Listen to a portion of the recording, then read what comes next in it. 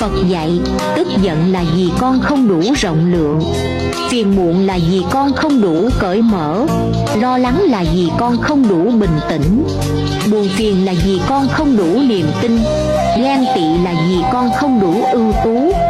Cho nên mỗi khi con gặp trắc trở, thay vì đổ lỗi, oán trách, hãy thẳng thắn đối diện với điểm yếu của bản thân để vượt qua. Ai rồi cũng phải thay đổi và khác biệt. Nếu con để trong đầu những thứ nhỏ bé, ích kỷ, thì mãi mãi con cũng chỉ là kẻ tầm thường mà thôi. Một câu niệm Phật, phúc tuy chưa tới nhưng họa đã rời xa.